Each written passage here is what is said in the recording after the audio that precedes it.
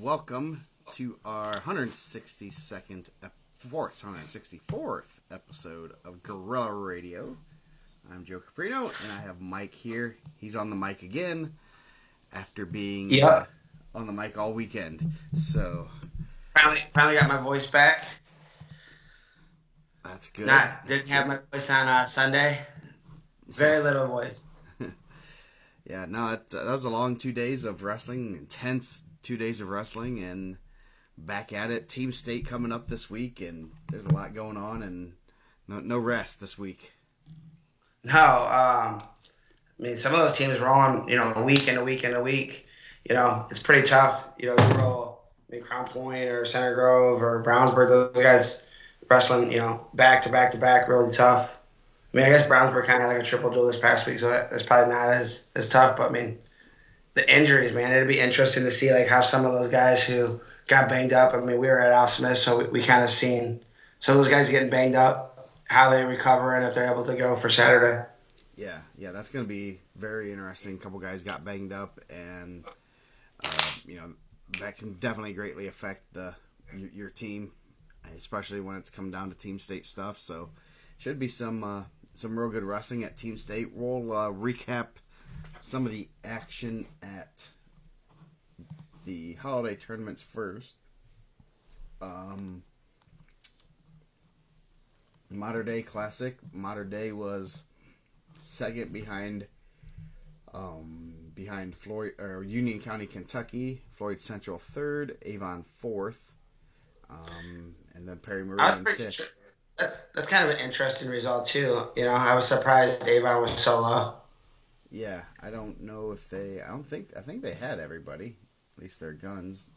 They had Rio, Goals, Chef, Syra. It was just, when I was looking at that, I thought that was kind of interesting to see where they fell at individually. Because, I mean, you assume they're a pretty strong individual team also. Yeah, they have, they have pretty strong. I think Goals was fifth. That's probably a little bit below. I think that was a little bit of it. But, I mean, it's team scoring there is always, I mean, they were 23 points behind, 23 and a half behind Mater Dei, which that's a lot. That's a champ. That literally is like one champ or one finalist, basically a finalist. So that's usually how I try to calculate it. Like, they're finalists behind them. One pretty darn good wrestler. So, yeah, it's always interesting how that falls, the tournament-wise. It's always, at Al Smith, you're trying to figure out, the team scores, and you're seeing, wow, this team's up there really high. Then all of a sudden, especially midday, and then all of a sudden, they start dropping because of they have all their good guys at 150 and below, and then all these teams with better upper weights come through. I think, that's kind of like you read it, like you try to read the scores, and like every 4 or 5 weights, so you can kind of get an idea. Yeah. So, but a lot of Indiana teams there. Key results. Isaac Campbell was at 106. I know he beat Peyton Shutley. That was a good match at 106. Nate Rio over Caleb Schaefer. Yeah, I mean, probably 2 times. Both of them pretty close matches. Yeah. So that was a good weight. I thought 13 was a really good weight there. Yeah, and you got Blake Getz, who was third, and Harai Leon was fourth there. So that's a real good weight class. Ty Henderson won at 120. Jaden Rainey over Isaiah Schaefer.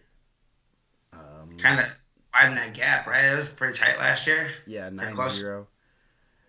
And I know one of the Rainies was like a world champion in Greco. I don't know which one. Jordan Rainey. Schaefer over Rio again in the semis. Yeah. Jordan Rainey over Quentin Sheff by pin. Syra over Luke Thomas of Union County. Hunter Jenkins over Deacon Dressler at 144. Jenkins from Union County, Kentucky. They have a pretty solid team. I mean, they did pretty well. Tyler Vanover won 150.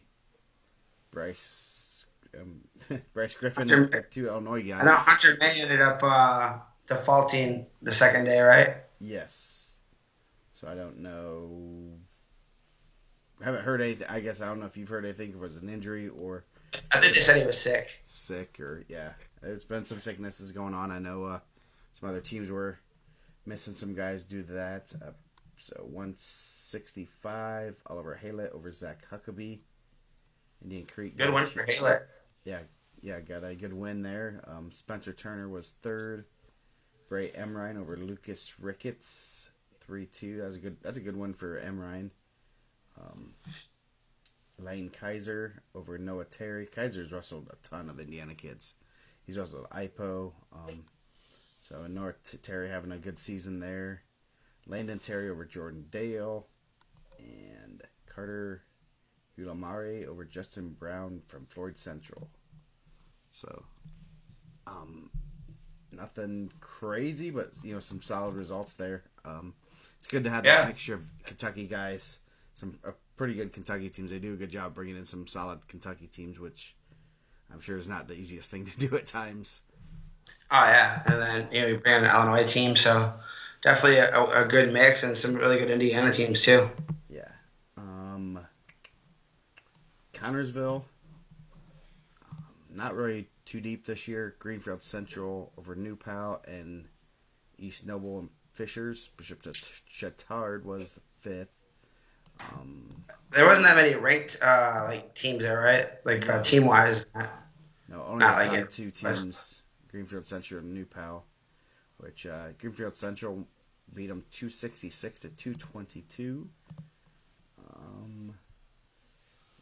Not really too many big results. Heather Kroll won her second title, then went and won her regional.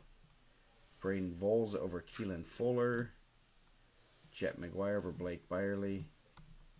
It's probably a good match that you guys that's been in the rankings. Yeah, as a sudden victory. Peyton Richards of Switzerland County. I think they were new there this year.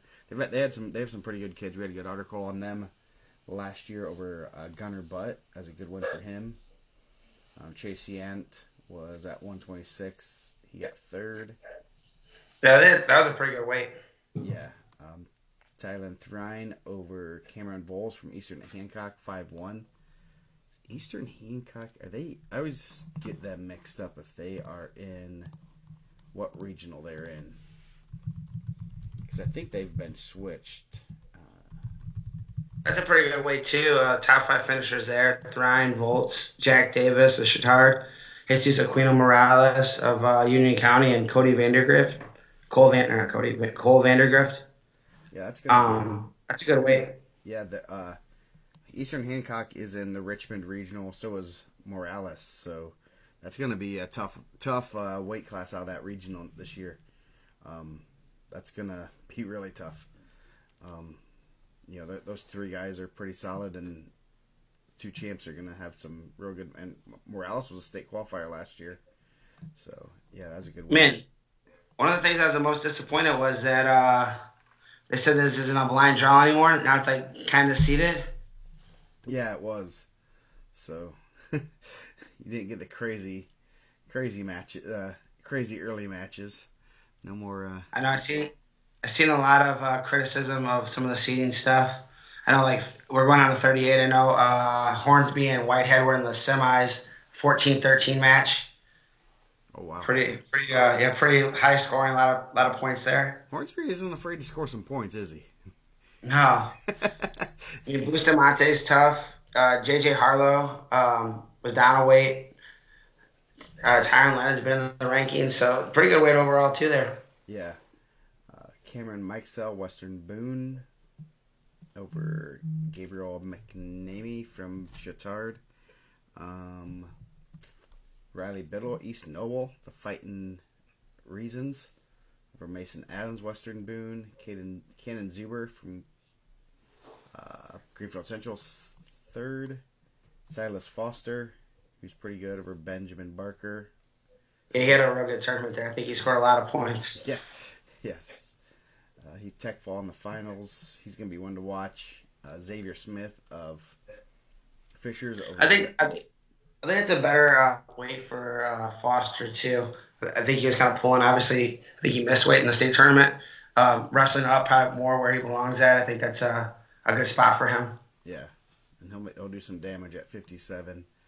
175, Ben Fedorak from Valpo for Roy Thornsbury at Fedorchak. Hagerstown. What do you say? Said Fedorchak. Fedorchak, yes. 190, Clay Gainan over Colin Whitesall, Greenfield Central over New Pal. And then 215, Sean Glass of New Pal over Tyson Rue. And heavyweight, DeGroat over... Good win for Sean Glass. Tyson Rue had been wrestling really well. Yeah. It's a really good win. Good to see it. I don't know. I didn't know if Glass was out of the lineup for a little bit or not, but New Pal getting him back for Team State if he was out, it's a good pickup. He's going to be able to score a lot of points for those guys. Yeah. Nelson said that they had a couple guys out too, so it'll be interesting seeing them come up. Obviously, they lost by about 40 points, so that's, you add those two guys in and you can make up some points pretty quickly. Yeah, good. I mean, it's 30. They had 31 teams, I think, this year. So, it's, you get 30 teams together. There's going to be some good matches. Connersville, too. Connersville champ at 285, closing out the show. Yes. The hometown crowd. Let's go. Yeah, that's good. Any other... It's kind of quick, but there wasn't a whole lot of crazy upsets or, craziness there. But they did seed it, I think, a little bit. Yeah. I mean, but we'll offer our services if you ever need them. Yeah, I like the idea that it was like a blind draw before, but I mean, probably better that they have some kind of seeding, right? Yeah. Do we go on our rant about what the difference between seeding and rankings and predictions are? Man. How long do you want the show to go? Oh, yeah. That was a fun topic. I guess we should touch on it a little bit because people confuse them with all being one, and it's very interesting, and I think I did a good job of explaining it. I don't know if it's hard to explain, but at the same time, it's not that hard. Yeah. I mean, I get it every year. Every year, like, I get someone telling me that my rankings were terrible, and I was like, bro, but my pick'ems are good. I don't know. I mean, it's not like, you try to make it unbiased. Yeah. And seeding, there has to be some kind of criteria. But, yeah. I mean, it's the same thing as the power poll, right? Like, we say that all the time. Yeah. The power poll gets the most, people, the power poll gets the most people to comment on it, and it's like, how did this happen? It's like, bro, it's literally just set up from points. Yeah. There's no bias. There's no thinking into it. And Mike doesn't even know half the time what it will come out to. I know, like, a couple years ago when Newcastle was pretty hot, there were 3 or 4 teams that were in the mix. I would always tell Howie, oh, wow, Carmel's in the lead this week. You're like, oh, geez, really? I must have been pretty high on them this week. Dude, I have zero clue when that's happening. Yeah. Like, you'll tell me, I think this last time Center Grove jumped to Crown Point. I was like, oh, really? Yeah. So that's. And then I get the text. Oh man, you think Center Grove's gonna beat Crown Point? I didn't say that. It's just the way it falls. I have no clue. Yeah. So that was predictions are pretty easy to explain. They are what we think. Usually those are a little bit more accurate because you can put in when you're doing your predictions. We can add in who's wrestling well right now, who has a tough schedule, and just a little bit of hunches that you get from being around the sport like we are. That's pretty simple. Seeding is a very closed resume. I mean, literally, seeding is matches from this year, past state tournament, for Al Smith, it's Al Smith performance and record. So it's basically 2 things. Two tournaments and what you've done this year. So it's pretty close. Like, someone was complaining that the number 2 ranked guy was seeded 6th. I'm like, he didn't have any criteria, unfortunately. And we're more than aware that he's pretty good. Like, obviously he's ranked number 2. Yeah. But you also try to put it in a spot where it's not going to, like, in some of those cases, like, okay, like if we put him in the seat here, like at least he's gonna feed into somewhere where it's a little bit more. He's not drawing the number one seed right off the bat, and I think that's kind of what you want to do too. You don't want to Yeah, have the finals and the quarters, and I mean that happens sometimes, you yeah, know. yeah. That happened. Drew Hughes freshman year, they didn't want to seed him because he was a freshman. He didn't have any criteria, and he ended up getting an eighth seed and just pinned his way through. And I bet that number one seed would have been like, I would have loved for him to be down in the bottom half. You know, Yeah, you don't want I to lose in think quarters like that and get pinned no, like he did. So yeah, but you also have some people that are like, well, you got to beat everybody. Like, okay, cool, then draw it all out of a hat. yeah, You yeah, know, yeah, save everyone the time on Thursday. yeah. No, I saved a lot of people time on Thursday. That Yeah, went pretty smooth. And then rankings is as big of a resume as you can put together. Is main way of ranking those guys, and some of it's a little bit of a hunch, but you can go back to 10 years ago if you really want to, or last week. So and I think rankings are a little bit more of a what have you done for me lately type thing. oh yeah, Especially after this past week, there's going to be a lot of changes, and then and they're constantly fluid. The thing is, those are fluid. Those are 100% fluid. You're gonna do a ton of work into them this week, and this weekend's gonna be crazy, and you're gonna have to do some more adjustments. But I mean, yeah. I thought I think we put them out pretty regularly. I don't know yeah, how anyone else does it, but I think our rankings are pretty like every week. yeah, Sometimes they're wrong, and I mean, if you message me, I'll tell you kind of what I was thinking or what I missed. It's not beneath me to say I messed up. I mess up all the time. and as you said, the good thing is whether they're rankings or seeds or predictions, the kids get to prove it on the mat. Yep. The thing I always tell Joe is if it's wrong, go tell me. Yeah, yeah, yes. I'm gonna run them. We'll see if they're wrong. Yeah. So yeah, no, that's our little rant, and that was a very enlightening conversation to have. But it's I would if Steve came to us and said, "Hey, just use your rankings and use your best judgment, seed it without and we could. I mean, Yeah. I mean, there'll still be upsets. I mean, it's yeah, still wrestling. yeah, Like there was things that and we'll get there, but there's things that I saw there that surprised me. yeah, Some that didn't surprise me, some that did. yeah, Like I'm sure we'll get there in a little bit. Because I mean, obviously, like that's gonna be a bigger portion of what we're gonna talk about because we were both there yeah. for both days. So Um, you want to you get gonna into do it? North Montgomery or Mooresville? Let's do Mooresville. Does anyone know who won that? Because Delta and Terre Haute South were tied. Yeah, that's crazy. Yeah. After all that, they tied Ben Davis third. Yorktown impressive fourth. I think they're starting to get things back in the right. The train's back on the track and get going. Martinsville, Hamilton Southeastern. I know Monrovia has like 3 hammers down low.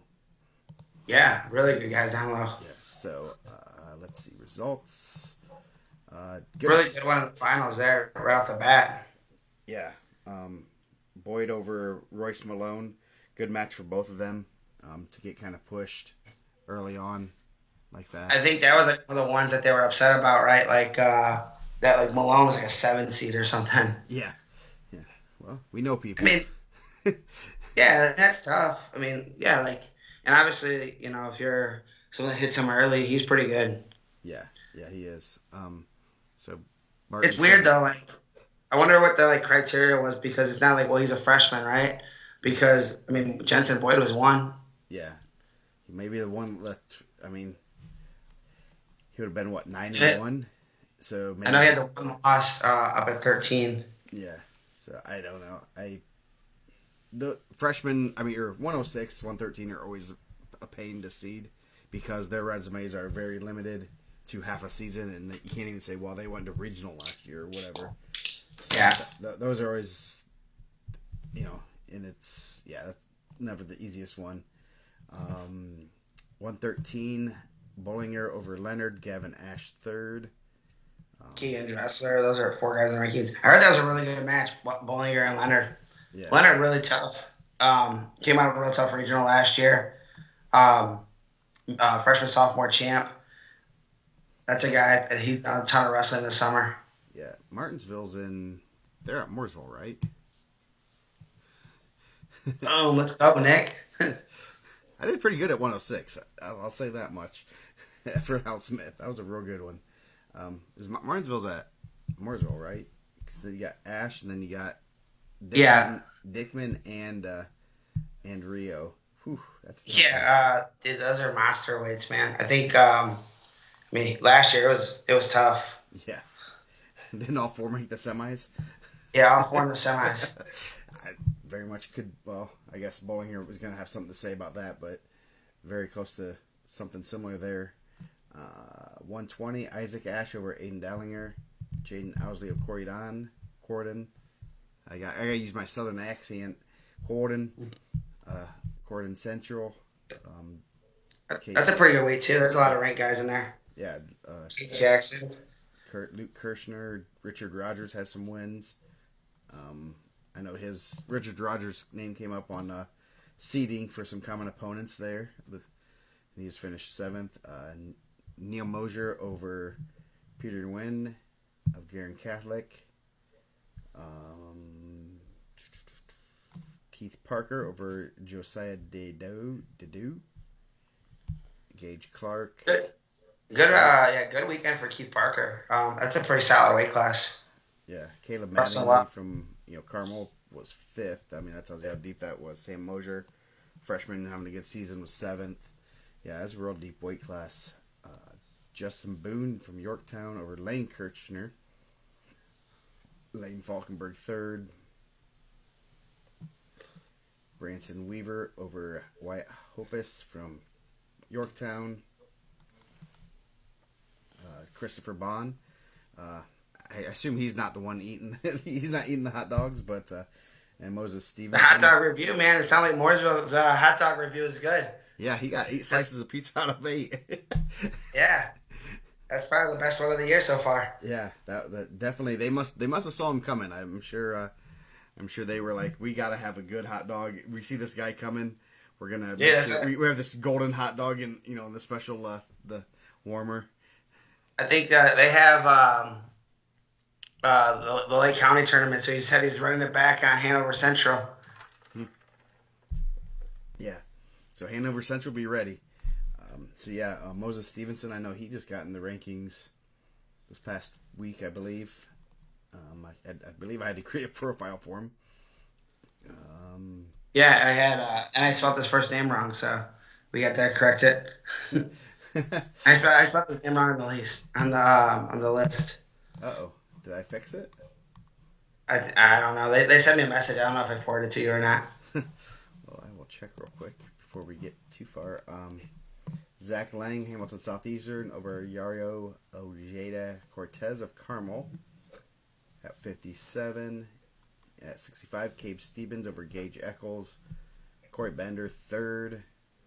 And Jeremiah Casillas from Bloomington North, 4th. That's a good weight class. They said Cape Stevens wrestling really well right now, 19-0 so far in the year. Yeah. I know that was like something that a lot of people said to me from Mooresville, like that he's just wrestling at a high level.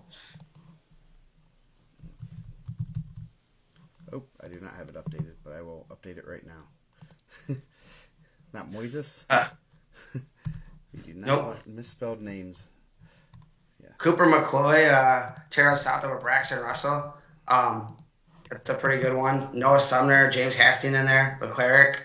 That's a good top 5 Russell returning medalist. So that's a good win for McCloy. Yeah. Especially heading into Team State, they're going to want some momentum. The number 1 seed.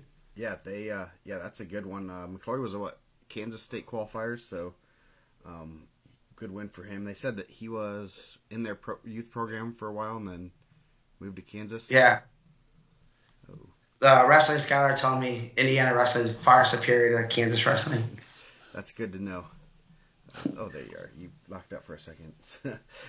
Not that we kind of didn't, they're states we know are probably better than.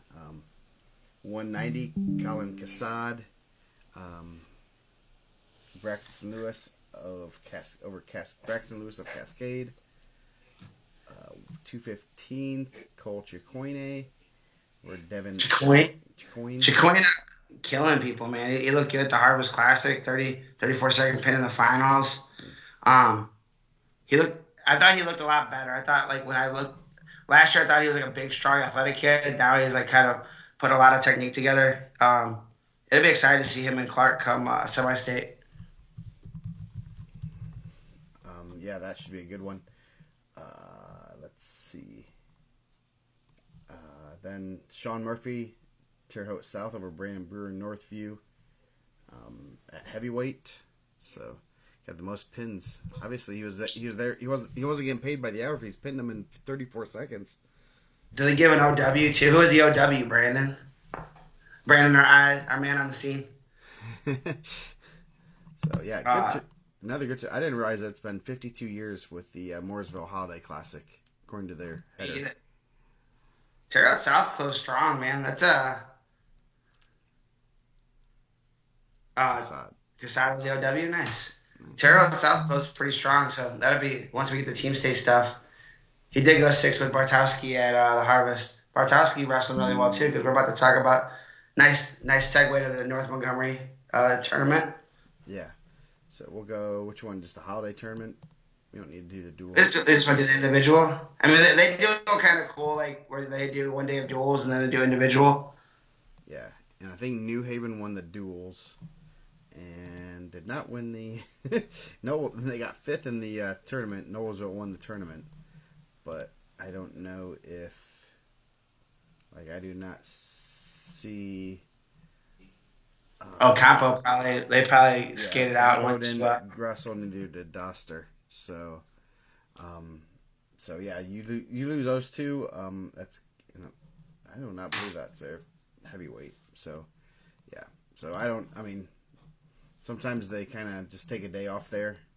It is what it is. So, final results. Colby Robinson, champ at 106, 28-1 freshman, gonna get the semi-star ranking. That's a pretty good win for him. That's a good one. Carrington Cooper, New Haven. He has 8 losses. He's pretty solid. I mean, he's in a tough weight class, but I know I think he's been wrestling 20 a little bit too most of the time. So him dropping down, yeah. Because Ocampo made 6, yeah. Made 6. I guess we didn't even touch on that, right? What? Ocampo made 6 this weekend. Yeah, that's what I was just gonna say. Yeah, so Cooper down to 13. That'll be a good, pretty positive. He wrestled 20 pretty much this whole year.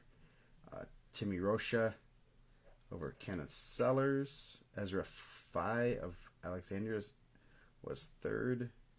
Max Bowers, Pendleton Heights over Josh Kozlik of Noblesville. Undefeated Max Bauer. Congratulations. Yeah. Being undefeated this deep in the season is pretty impressive. Yeah. Isaac Kuhn, Hamilton Heights over Alex Heineman. Evan Smith, North Central over Luke Chastain. Jack Todd over Avery Stanley. O'Shea Phillips of Centerville. How many Phillips do they have on their teams? I know, man. I feel like do they have another one? They got to keep it going. Yeah. If your last name's Phillips, they're going to need you at Centerville. Yeah, Jalen Pugh of Hamilton Heights. I know he's spent some time in semi-state and state rankings. That's a pretty solid weight class. Aiden Elkins over Simon Kuhn. Carson Fedig over Javon Frost, Lars Hughes, and Isaac Amstutz at 157. Another transfer from way out of state, Isaac Sinks over Mike of Lafayette of Harrison over Michael Kane. Sinks. Yeah, undefeated. Isaac Sinks. Yeah. He's also from Kansas, right? I think so. I'm going to say something like, yeah. Dude, I had it with me at Al Smith, man. I had the soap for you too, Eric. I'm riding around with laundry soap in my car, man. Smells good, at least. I know. Carter Richardson, state qualifier last year, was 3rd there. Ethan Pop of Harrison over Gage Gully.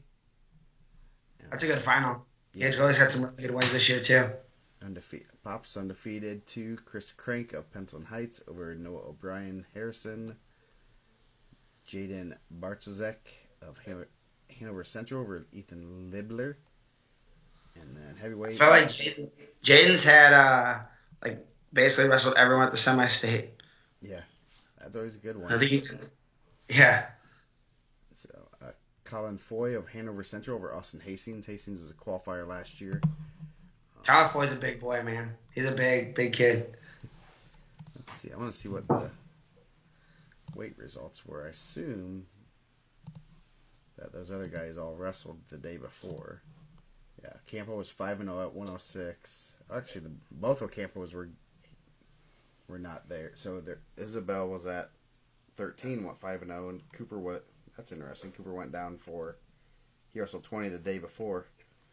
Um, and Doster was up there. I was gonna see I did not see Kincaid. Was he there? What? I don't know. I didn't see that either. He wrestled Noblesville. 57 the day before. I went undefeated. So Yeah, kind of a weird thing with the duels one day and then next day individual. yeah, you see a lot of rematches. There were how many teams are there? There were 16 teams. You get enough of the rematch. I mean, you're wrestling 5 of them, so you're not guaranteed rematches, but you never know what. It's kind of a weird. It's an interesting way to run it, and obviously the teams get good matches, and you get to see different competition. So, any other ones before we did Mooresville? So, Al Smith. Yeah, pretty good. I mean, had a pretty good CD meeting. Had a pretty good announcer. Yep. After that, the rest is gravy, right? Yeah. I mean, they get the big stuff taken care of, right? Yeah. You got the CD meeting was 45 minutes, and probably could have been a little bit less. But it was a real good. Very few arguments. Most of them were very minimal. Of we beat this guy. Just random wins and losses. Not based on records. And there are some people that were like, "Oh, we could have." Especially the top 5-6 seeds. Very little changes. I think there's 2 changes where like a 7 moved up to a 6 and they switched. But That's what I was thinking, Eric. I appreciate that.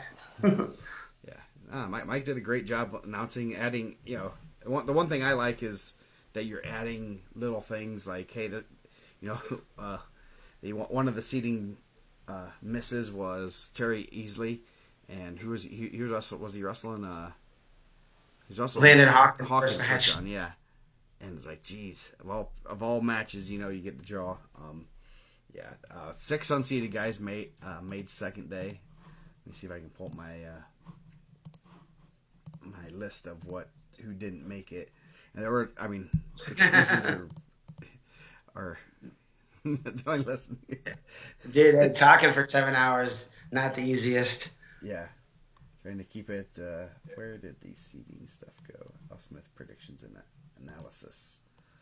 Yeah, and let's see, where'd my seed? Yeah, 6 seeds that weren't seeded. Highest was 4th place. I believe that was at 190. I'm gonna guess. Yeah. Keith Miller. Keith Miller. Congrats to him. Let's see. Where's my? I'm looking it up. Mikey Ortega and Terry Easley. Both guys I thought could have been seated. I know we kind of talked about it. They kind of fell back on some technicality. Like one guy didn't wrestle that had a win, and both incredibly tough. Both really tough. None of the unseeded guys made the semis, which was pretty. The top 4 or 5 guys in each weight are pretty solid. Easily missed out a seed by less than 1%, mainly because he would have had a seed. Aiden Campbell. He had a common opponent over him, and Campbell didn't wrestle. Yeah. And then I think Center Grove said that a bunch of their guys were dealing with sickness that week. Yeah, Ortega lost out by half or 2%. Emilio at Tirado from Lake Central. Really good tournament for Emilio Tirado. Yeah. Really good tournament for Emilio. Yeah, he didn't have a record that was even close. He took out number 5 and number 12 to get to the quarters. So sometimes Lake Central generally has guys that do pretty well. That they'll show up. They'll usually put a guy in the semis, just randomly, like maybe a guy with like 6 or 7 losses, and they'll make a run to the semis. Yeah. Um, Keith Miller, as we said, I think he ended up fourth. He was 6-1. Probably would have been seeded if he had more matches. Kind of cut off the seeding percent, the winning percentage after 10 matches, just because 6-1, you don't know what that is, and obviously didn't have any common opponent wins. Colin McMahon from Columbus East is at 190. He was 10-5. Like Lake Central, you got like Columbus East always has some good big guys, and that's probably not surprising considering the schedule they wrestled. Oh yeah. And then the Malachi Evans from Penn at 215. Looks like a younger version of me. Yeah, that's what I was thinking too. Man, that's how Joe looks. If I take my shirt off, yes, that's pretty much what he looks like. Yeah. He's pretty good. I asked Harper. He's like, yeah, we've been kind of hiding him out and keeping him on the low, and he's pretty good. Yeah. I don't know how you hide that kid. He is jacked. Yeah. So yeah, he would have been seeded, but he lost a head-to-head with a 12 seed. I think he was one that there's one way, it wasn't that weight, but it was another one where like the 9 seed, someone said they beat him, then someone beat that guy, so that 9 seed ends up barely making like a 12. So yeah, but that's how it is. But I think the seeds went pretty well. Definitely, Yeah, that's also what Coach Harper said. But they have a pretty good 190, so it's tough. Yeah. Well, he wasn't there. He was in the sun playing. So to the brackets. I just had it up too. Mason Jones over Talon Jessup at 106. Good, solid weight class. 106 top to bottom. Yeah, really good. You know, Shout out to Cole Carp from Jimtown too. Oh yeah, he made his way to the. He got 8th. Made his way. Was he the only Jimmy that placed? Yes. They seeded 12. We seeded 12 this year, the second year, which makes life a lot easier. A little less arguing for seeds, and people. I think it's worked out pretty well. Even though I think only one 12 seed place, but it gets that separation. And I'll tell you, those quarterfinals on Friday night were intense. I don't remember a quarterfinals that intense, and there's some good matches, comebacks, everything. It was pretty good. Couple hours of wrestling right there. Hang on 1 second, we'll grab a water. You keep going. I'll be right back.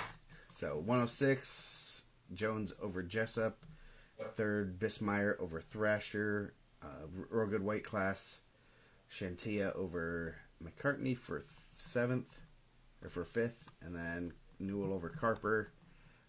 113, Battle of Freshmen. 3 freshmen in the semifinals, along with you had Swathwood of Garrett and Gavin Lewis in the top semi. Then Brady Harper and Connor Bayless in the other semifinals. So Lewis and Harper. Lewis 3-1 over Harper in the finals. So that Lewis and Swathward match was pretty wild. For the minute, I think they both were on their back. Yeah. For a minute 28 of wrestling, they're both on their back for a long time. Yeah. But that was a really exciting match. 106. I'm sorry, I walked away. I thought Jones looked really good. I thought he wrestled well all weekend. Yeah, he did. One of the nicest kids there too, man. Super nice kid. Yeah, look forward to him. He pretty, just dominating 9-1, 17-4, 10-4, and nothing real close. And he's definitely a contender for a title this year. That's for sure. 113, Lewis over Harper. See, Harper was a 6 seed and Lewis was a 4 seed, so we weren't too bad there. So a handful of freshmen. And Harper had a loss to Owen Button, but the 3 guys in the semis were freshmen, which is pretty good there. And we'll kind of talk about it in the next weight. Like, it's pretty rare to get a lot of freshmen winning it. Yeah. 120, this was a real good weight class.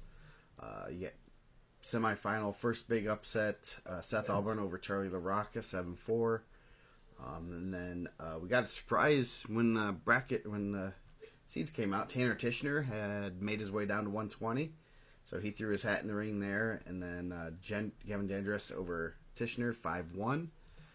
And then Gendris looked really good. Yeah, looked real good there. So yeah, I mean, he had 1, 2, 3 tech falls under 5 minutes. Pretty good. Yeah, and 5-1 win in the semis over Tishner, who has a couple state medals. Some good match. I mean, just a lot of good matches early on, especially the Kuros Cameron Baker match was real good. Kuros reversed; they lost from him. Earlier in the year. Kuros looked good. Another tough freshman. His brother was pretty good. I get to see I'm glad his dad's back around. His dad's a good dude. Get him back in the wrestling scene. Yeah. Let's see. LaRocca finished third over Tishner, 4-2. Kite over Kuros, and then Woods and Temples, 126. The aforementioned 6th seed Landon Hawkins won it. Had some close matches. First round easily 7-1, a pin, 7-2 over Eli Brody, and then 5-3. Really good match with Dom Brown. And then that was like a last second reversal on near fall, right? Yeah. Don Brown had got like a takedown. I mean, I'm sure it's on the timing of it. I think he got a takedown late, and it looked like it was gonna be Don Brown's to win. He got a takedown with 33 seconds left to go, and then Landon got a reversal and 2 near fall, like 2 seconds left. Yeah, that was crazy. Some good pictures of just the ending and everything. You can tell. See, Dylan Bennett was. What did he finish? He finished 5th. He had Brown over Brody for 3rd. Good. I mean, obviously all these weights are pretty good. So. Terry easily unseated, making his way to the stand. Yeah. Tough loss in that Maldonado match. I mean, 7th or 8th place. Both those guys are gonna be better at the end. Got banged for a stalling in overtime. I mean, I think that's always a tough call. Yeah, Gage Rutan of Columbus East had a good tournament, finishing 6th. He beat Easley there. Easley made the scenic route back. He definitely wanted to get all the matches in, and that was tough. He won over Daniel Mata in the blood round 3-2. That takes a little bit more than just some wrestling skill, knowing you're gonna have a tough first round match, and then you're gonna have to battle your way back. Yeah. So that wrestling back's no joke. No. 132. Pretty fun little final. Mike didn't even see some of it because he was reading. Yeah, so I thought I mistakenly said something because you're like focusing on reading. You want to get everyone's finalist stuff, and I hear everyone going crazy, and I'm like, man, I didn't know what was going on. And then I look up, and those dudes are nose to nose, like in the middle of the mat. Yeah, they were getting after it. I don't know what was said. I don't know what was. I mean, it looked like it was kind of joking at first, and then it started getting like, okay, they aren't just joking. So I don't know if there's a. I don't know if there is a rival, if there's something between them. But that was very interesting to see, especially and at the end of the match, you got a little chippy. A little chippy at the end.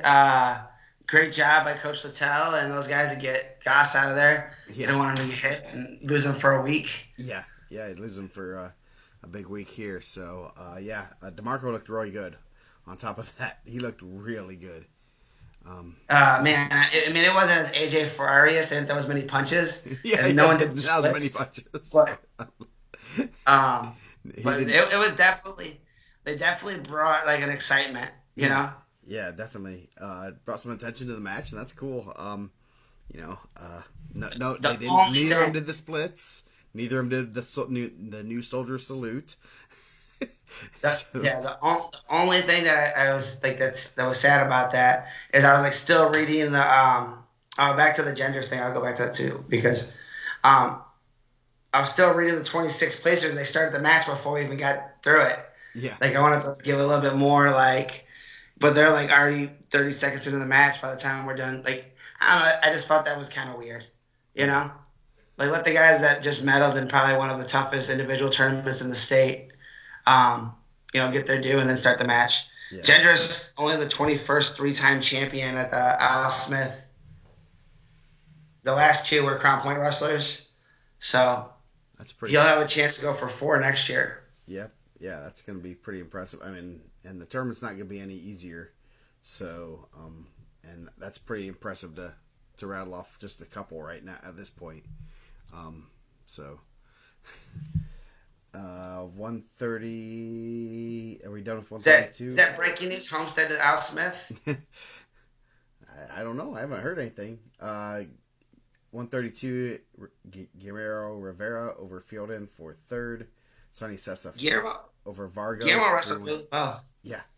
That's just a deep weight class. Ty Linzer over McGill from Hobart. As another just weight class that's just super deep.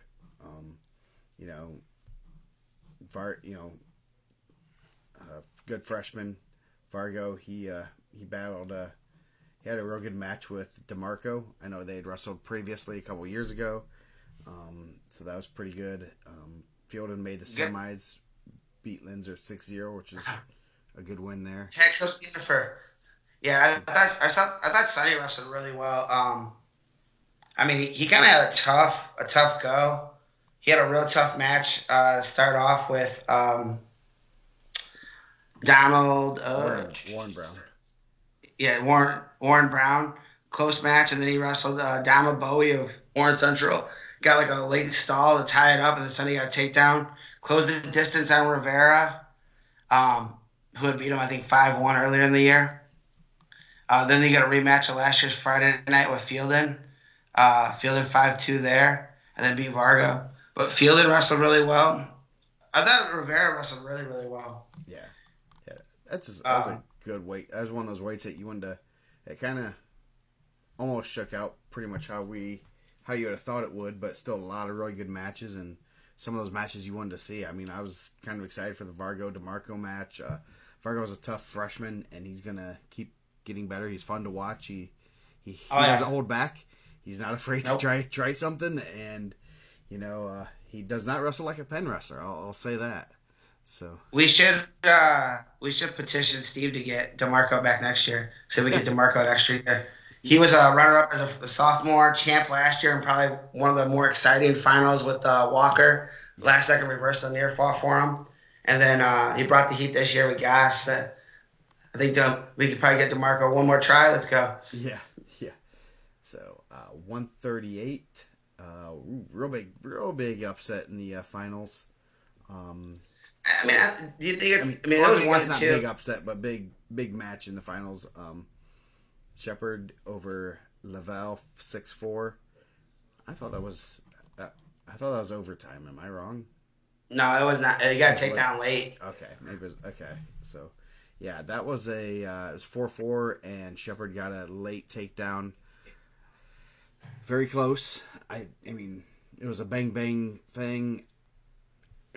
You gotta, people complain about the refs and stuff. I heard coaches complaining, and a lot of tough matches. You got to make some tough calls, and you're not gonna. Half the time you're not gonna be happy with them. Yeah. I don't.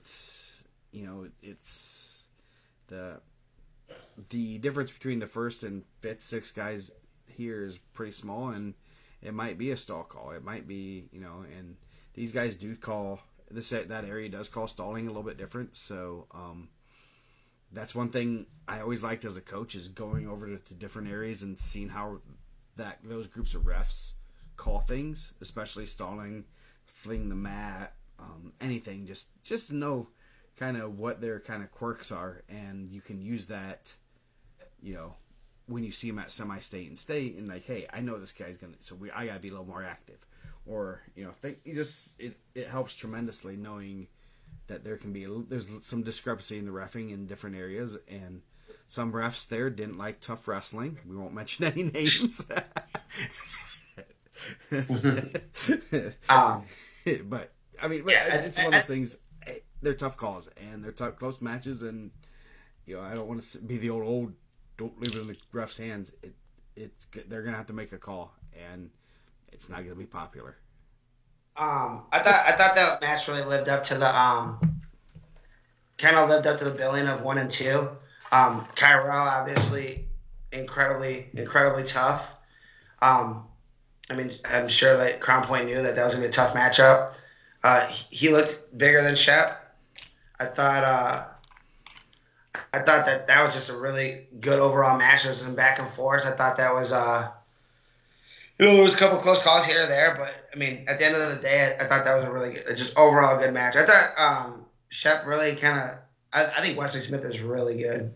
I think Wesley Smith's probably one of my favorite guys from Plymouth, and Shep pinned him in 332 in the semis to set that match up. Back-to-back weeks, Shep beat Ison and then beat Lavelle, so 138 is gonna be pretty good. Yeah, and then might be able to run those back this week. Yeah, pretty exciting weight overall. But like those guys were, that was definitely one I circled when it was going in there, and I'm happy. Kyrell looked pretty happy on the stand, probably the most happy guy to be second there. Yeah. So he's probably got an idea that he's probably gonna run that back. Yeah, no, I think just hearing some of the Warren coaches talk about hey, we're I think easily. It's like, hey, we came here for these matches. We're not gonna, we obviously you don't want to wrestle them first round, but at the same time, you're going there for those matches. And at the end of the day, having a couple losses on your record doesn't affect you if you're ready to roll when it comes to this sectional or regional.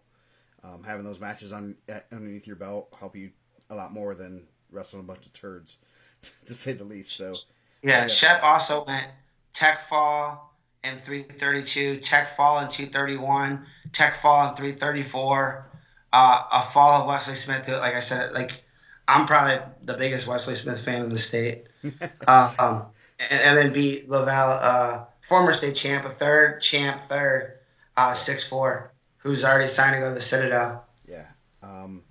I believe the Smiths have a sister or daughter, that's wrestling too. So I saw their dad posted something like, "Oh, she had a last name Smith and she had heavy hands." So yeah, they those guys. I would say those guys like hard wrestling.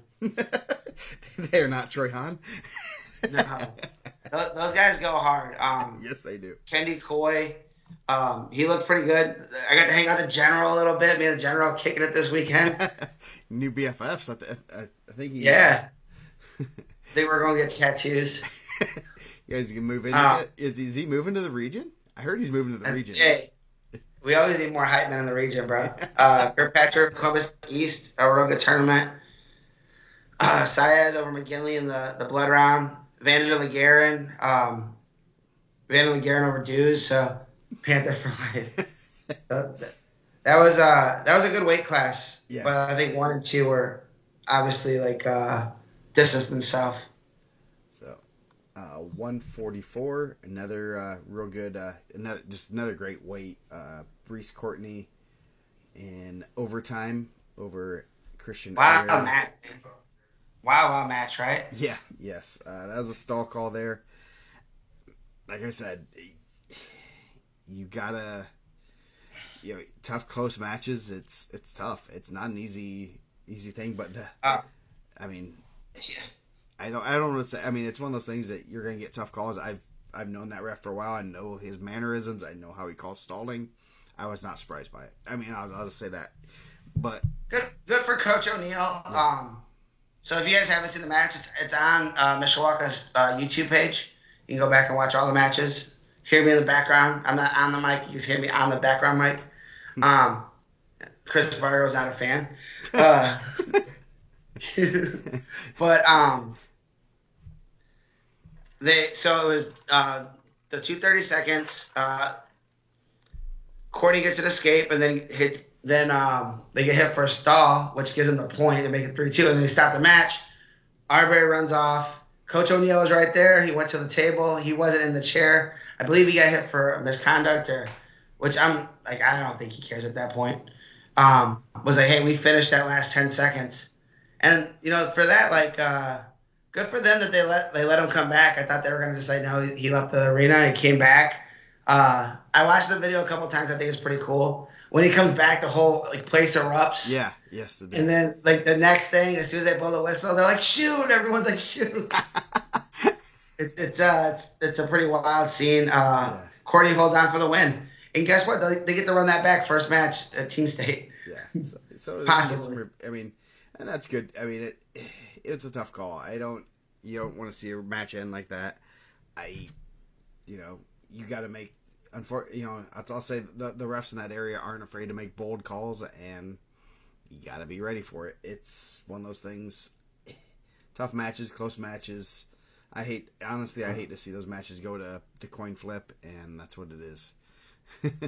So, and there's even As a side note, Gill's saying we got to do more, and I'm sure they're going to do a lot more this on Saturday. So Christian Arbery, Christian Arbery got his money's worth. Yeah, he beat Mikey Ortega 3-2 in a really tight match. Beat Marlon Kirksley 5-4 in overtime, ultimate tiebreakers.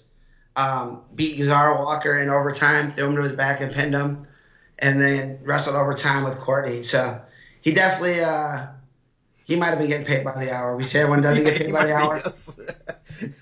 He's getting paid. He's really good. That was a good weight. The top four there all had medals. Yeah. Returning medals. Zara Walker, Dylan Graham got a little heated on the end too. Yeah, they did. That was a 2-1 match. Two guys state medals. Ortega, he was unseeded, made his way through there.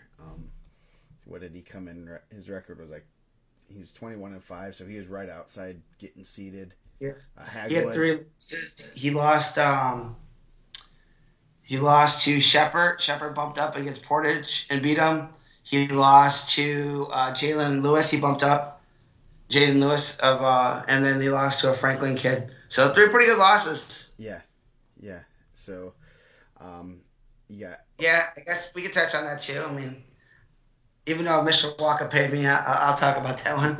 That was a wild match too. Tough break for Wyatt Cooksey. Walker Cooksey 13-14. I mean, I wasn't right there, but it looked tight. Yeah, I would be willing to bet if Zara was there, I'd be willing to say it looked pretty tight. Yeah, I seen him get a tiger bomb on his neck the next day. Yeah, that was, Bro, that was a wild match. I always say like one of the wildest things was when Mendez got headlocked in the finals. We seen him that night, and he was with Kuntz, who headlocked him, and he had this huge like hickey on the back of his neck where like all the blood was at. He's like, it was so tight. He's like, I don't know how he got out of it. And then Cooksey turns around, draws Mikey Ortega. I know Mikey Ortega beats him 11-4, but I'm sure it's like a tough. Like you think that you just pin a guy that's a returning runner up there, Michigan commit, and then you go and wrestle a guy that's hungry, man. Mikey Ortega wrestled really well. Ortega's making a run through the backside, and he's on he's rolling, and you just lost a heartbreaker. Yeah, that was tough. That's another just deep weight class. Up and down the lineup. Real good. Yeah, Haywood, Fency, Kirksey, Ortega, Walker. That's a good one. Yeah. 150. Man, Mikey Ortega, if you want to go see like some wild like videos, go check out Mikey Ortega and his dad's like lifting videos. Those dudes are strong. Mike Ortega Sr., that dude is putting in work. Nice. Maybe Vargo needs to go do that. Get in the weight room so he can get out of that medium T-shirt. Man. I seen someone sent me it wasn't, I mean, Josh Cooks. Yeah, dude, that 13-14. No, I mean, that doesn't obviously miss the place, but that match was wild, man. That was such a wild match. Yeah, I mean that was exactly like I said. I mean, just the intensity of those quarterfinals, and I mean, wild. That was just a wild match, and people were going crazy, and it was a lot. I mean, I remember it getting intense, but never for the quarters like that. No. 150. Wyatt Creech is really good at wrestling. Yeah. He was there. He's been murdering people this year. He was there taking care of business. He was rocking the polo. Yes. Yeah. He business casual. as he said. Yeah, I don't doubt it. Man, I know we're about to do the pound for pound. I was supposed to do it last week, so that's on me, guys. But man, he has to be right up there, like in the mix, like in the top part of that. He looks really good. Yeah. He, yeah, fall. His closest match was a major in the quarters. So congrats to Tyler Lavin surviving Yeah, 6 minutes with him. So yeah, probably cost him the most falls in the least amount of time, right? uh, well, no, because he had a I tech mean, fall. Because you're not gonna pin Caden Smith. He will not no, let you. It's tough too, man. Yeah, yeah. You got And Frazier beat him 18-2. yeah. You had he pins Wesley Harper a couple times state qualifier in the finals. You had just another deep weight class, another Hagwood, Smith, Cruz, Nate Anderson, Kasperzik, Smith over Cruz for third. That Kasperzik and Harper match was weird, right? Yeah. Like, I'm still trying to like. So, did he choose? He cut him, and then he chose Top to cut him again. So yeah, and I don't know which order it was. No, yeah. So Harper had choice in the first tiebreaker. He chose bottom, and so then he cut him. He's like, I'm gonna go neutral, and then so he gave him a point, and then I don't know why they, but then he wanted to go new. He was like, because in college in those tiebreakers you can go neutral, and he was like, go neutral. And they're like, you can't go neutral. You either go top or bottom. So then they're like, top, and then let and him. they cut him. So I don't think that score is exactly correct, but it was It really was weird. Yeah, I don't know what happened. I don't know if there was, and yeah, that was really weird. Yeah, Good match. yeah, Good match, though. yeah, weird way to end it. So, but yeah, then let's see, Hagwood got fifth. Danny Moon from Warsaw Danny was Moon. seventh. Yeah, Okay. congrats. I always think of we choose down, then they choose. Yeah, Up. Yeah, that's little different strategy. yeah, that's bold strategy, Cotton. Yeah. Smith over Kasperzak. The Smith and Cruz match was weird too, man. Yeah, yeah, they got into what I mean. They broke, and the Smiths wrestle hard. That there's no question. I don't know if you guys have heard us say that once or twice. I mean, it wasn't dirty. It wasn't like he just was like turn around. Was like, all right, cool, man, let's get back together. Yeah, looked like Cruz was kind of off balance and kind of lowered his head, and they bonked heads. And the ref originally called it an illegal headbutt. Because he went out. He was out, man. Yeah. So either way, I don't think it wasn't egregious. It wasn't on purpose. It wasn't, he was just wrestling hard, and that happens. Yeah. And that happens when you do a mat return and someone gets hurt. That happens, 1,000 times in wrestling. I'm not against either of those being if that's a point, it's a point. The kid wasn't doing it maliciously. It's not going to affect them really that much. Right now they're not getting kicked out of the tournament. But then the ref walked it back and said, nah, that wasn't an illegal headbutt, which I don't like that. I did not like that part. If it's, I don't think as long as it's not getting kicked out, I'm fine with either one. I think the time is wrong on that too. I thought there was a third period. I thought there was like 5:59. It says 2:59, but I'm pretty sure it was. Yeah, Cruz had a tough. He was dealing with some stuff, man. He spent a lot of time at the trainer's table. I know he was battling some injuries. I think his knee injury. He was getting like some blood pressure stuff done. Smith had beat him earlier in the tournament on the last second takedown, and he's about to pull that out. I'm almost positive it was 5:59. Yeah, you might be right there. I'm pretty positive. They said it was their cut. Yeah, I thought it was. I guess you can go look. Let's see, it's 150. It says 2:59 on there, but I thought it was right at the end. We'll see if there's because obviously my timing might have been off because Frazier had already kind of walked through the tournament. Yeah, so no, it was unless they totally skipped a period on the thing. So yeah, It seemed like It looked pretty bad. Those dudes wrestle hard. So if you do wrestle the Smith brothers, be aware that and it sounds like their sister. Those guys are gonna come out there and wrestle you hard. Yes. Be prepared. Yeah. Second period. Thank you, Josh. So yeah, another good deep weight class, and some good, Cruz, over Lavin 4-0 in the blood round. I thought you wrestled really well too. Yeah. So 157. He did not wrestle Joe this weekend. What did you say? He did not wrestle Joe this weekend. No, he did not. I saw him at the trainer's table too much. I didn't want to add any more. Great job by the trainers too. They did a really good job. Yeah, that's a fun stuff to deal with them. 157, another great weight class. Start with Betts, Brabant, Yeah, we did. Cashman. I thought that's what came in late, Joe. Joe Clark coming in. Hey, he knows how to be fashionably late. He knows when he needs to come in. We're at 157. We're just gonna get warmed up for him. That's why he gets to go to brunch, man. Yeah. So, 157, probably one of the deeper weight classes. Six seeds sitting there at top six guys have been to state, so that tells you how deep it is. And a lot of great matches, a lot of great quarter matches. Palat over Silas Stitz in overtime in the quarters, 5-4. Cashman over Van Tichel. Mitchell Betts comes in as the number one ranked guy and did not leave number one ranked guy. Nope. Really good match by Aiden Pellet. That was a really good match. That was like right on mat number one. Mm-hmm. Man, Betts looks big though for 57.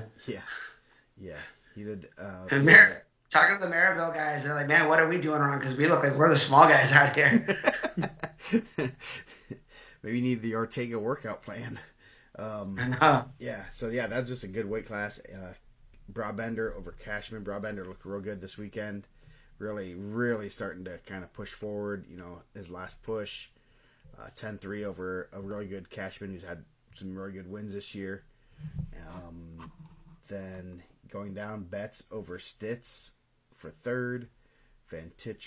Cashman over Van Tichel for fifth, and then one of the Coopers over Keelan Russell, Snyder over Cooper for seventh. So that was Lincoln, the freshman, Lincoln Cooper.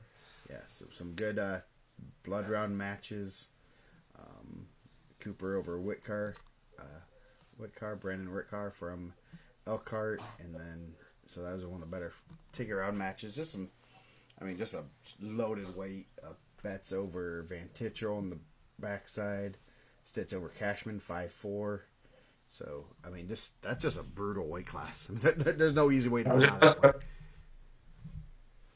No, that was a really good weight.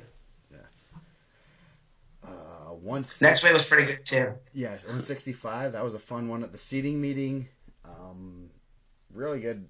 Just another good weight class. You had Kressel, Myers, Reinhardt were the top three. Raudebusch, pretty good. Rowdy Bush, man. His dad came down and told me, "Hey, if you have an awesome name, and I appreciate it, Rowdy Bush." He said like Rowdy Bush. Rowdy E. Bush. They're adding the emphasis on the E. I like it. Rowdy E. Bush. Hey, you gotta run with that one.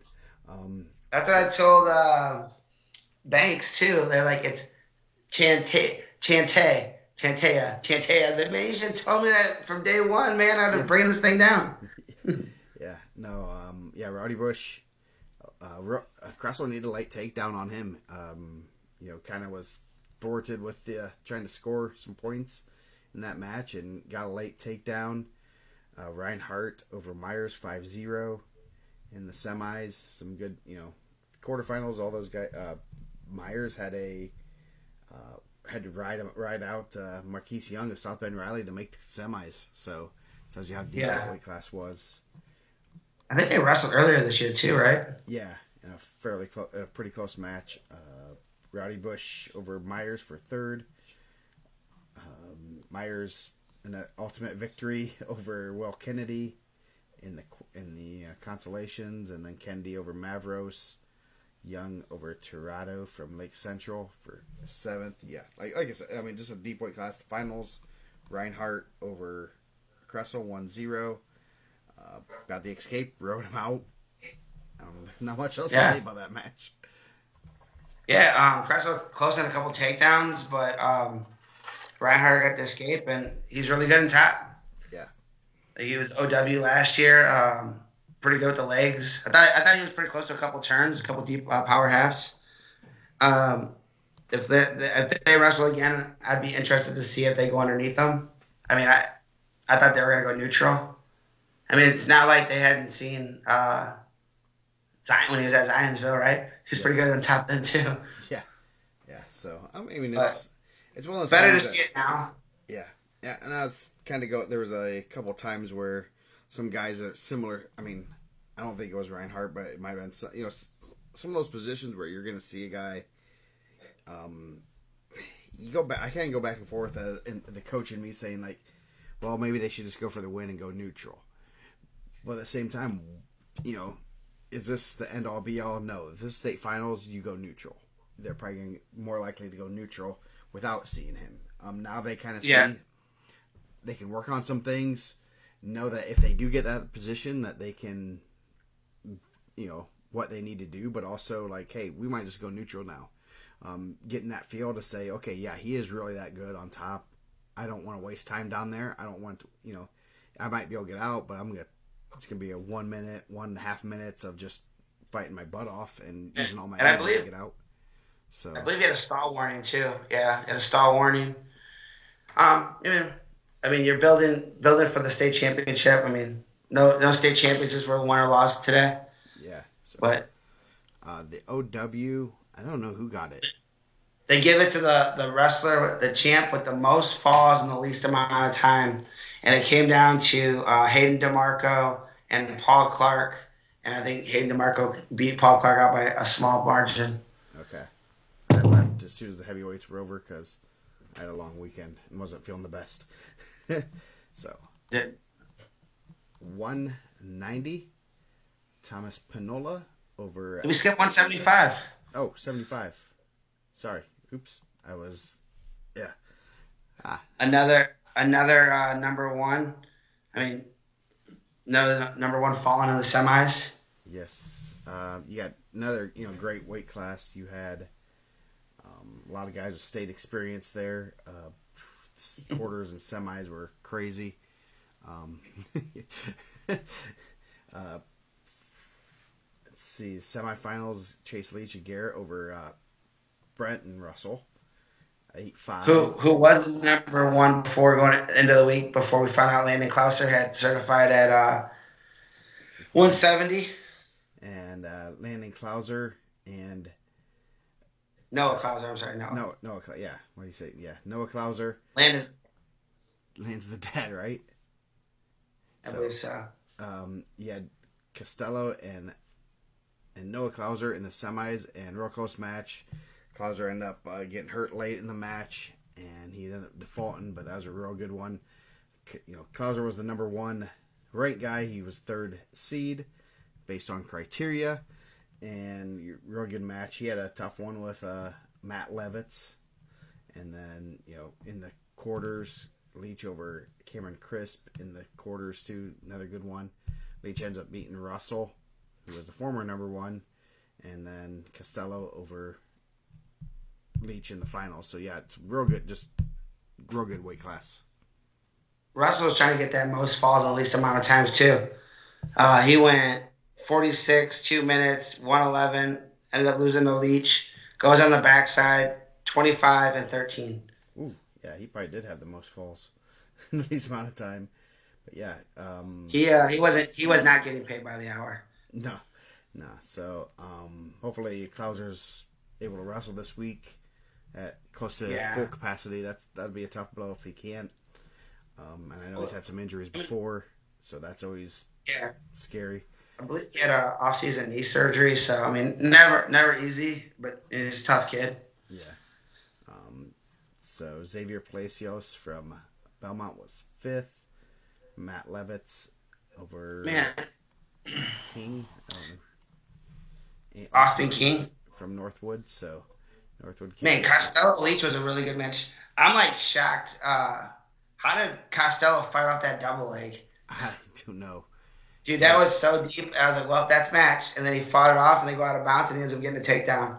Yeah. But man, like that was about as deep a double leg. It's like when they're like, hey, we're gonna do these drills. We're gonna let you get all the way in. You're gonna start turning the corner, and then we're gonna start the whistle from there. Yeah, that was a good match, and Leach looked real good. And he took a loss earlier in the year. Probably one of those that he'll get back, but at the same time, wrestled real well this weekend. It's a good win over Russell, good win over Crisp, and then a real good match with Costello. So I don't know where. Costello's pretty good on top because he's 7 foot tall. Yeah. 7 foot with his hair, man. Yeah. The guy's got some hair going. And he got his 100th win in the semifinals. So yeah, congrats to him. I didn't know they could count to 100 in Bricky Nation, but he must be an advanced student. I think there was some pretty good grade point average. I think he was one of them. Nice. That's good. He's pretty good on top too. Yeah. He's definitely gonna make you earn it. Yeah, and I know Garrett. They weren't gonna go on bottom with him, so which is a smart move. They're good on their feet, and 4.3. I told you. I knew he was one of them. Tony doesn't like my Hobart. Hey man, I forgot you're coming out my nephew right now. So 190. Now we can go to 190. That was a Thomas Panola. He's likes to wrestle hard, and some good matches for him. He made finals, beat Kenneth Bisping, who is man. That was one too. I thought was kind of it was a close match. It was a really good match. 4-4. That takedown too near fall on the line right there. I thought Bisping was kind of rolling through for as many takedowns. I'm not criticizing the refs. I wasn't up on it. I actually haven't even gone back and watched it yet. But I thought that was one of those ones. I thought that was a quick. When they give the 2 near fall, I was pretty surprised. Mm-hmm. Yeah. So yeah, that was a real good match. Bisping's looking pretty good. He beat Donovan Blair in the semis, 6-1. Panola over Colt. The top 3 here was pretty tough, and then just a lot of guys that were all pretty even. Probably, I'd say there's probably a lot of ticket rounders, if not some state qualifiers past that top 3. But man, I thought I thought Austin Reed wrestled really well. I was really actually of all the CP guys walking away, I thought that was a guy I was that I could see him getting a medal. I think he made a pretty big jump in the state rankings before Panola wrestled Bisping in the finals. That was Panola's closest match, 11-6. Then he went on the backside and went fall 45, fall 42, beat Blair 3-2. Who I believe Blair beat. He beat White last year for a ticket at East Chicago, and then he won 4-2. Yeah, he had a good day. Miller was 3rd. Keith Miller. Blair was 5th, and then Mendez was 4th or 6th, and then Dunning and McMahon.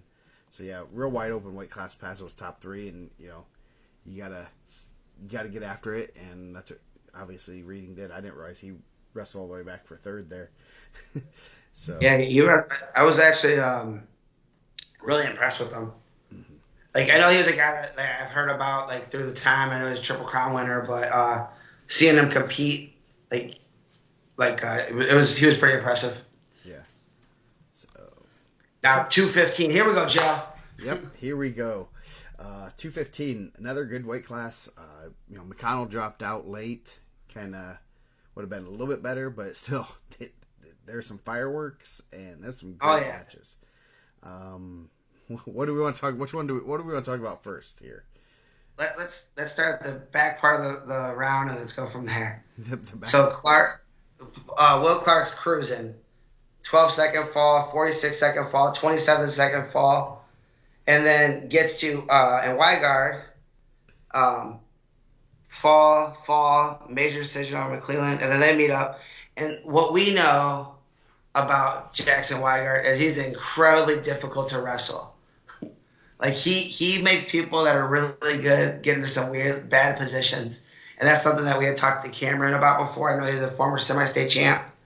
Former medalist. Will get a takedown, cuts him.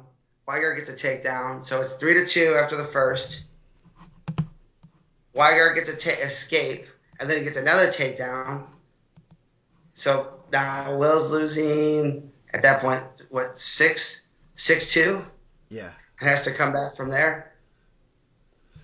that match, those dudes left it out there for sure. Yeah. He gets the final takedown with 13 seconds left.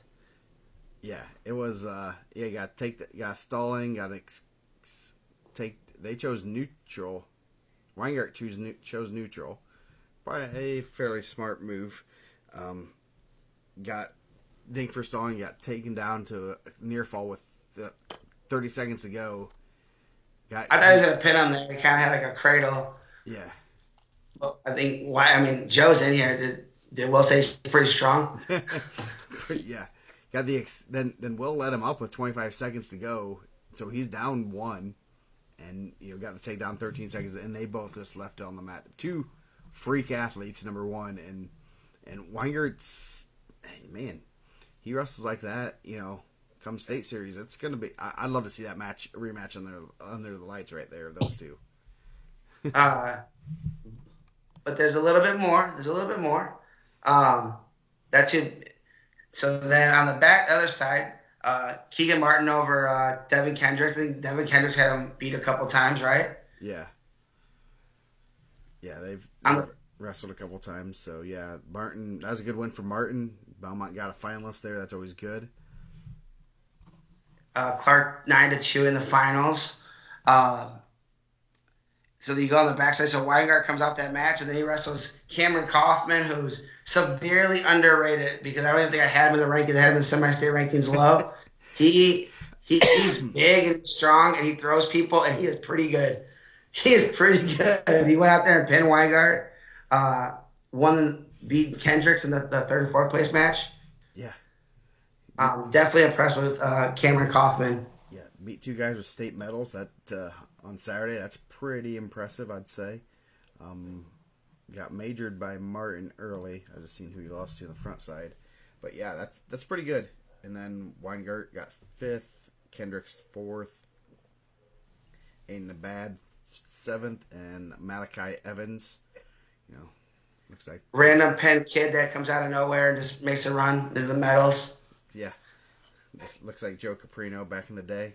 Or actually, wrestling underweight, but you couldn't tell if you looked at him that dude was 20 pounds less than those guys. Yeah. So yeah, great weight class, and some. It's always good to that's why a team like Warsaw goes there. That's a breakout tournament for Kaufman, and he's obviously gonna jump pretty high into the rankings. And yeah, I think he was a backup heavyweight last year. His heavyweight, they had another kid like Isaac Bean that I kind of thought he was holding a spot for. I think that's his spot now. Yeah, I'm pretty sure. You'll get third at Al Smith and get pulled out of the lineup. No, he's pretty good. So, yeah, good weight class, and fireworks. Check out there's some pictures of the aftermath of that 215 match, and it was pretty good. It was pretty cool, and it was just like, wow, he's up 6-2, and then Clark's gotta get on his horse, and he ended up doing what he needed to do.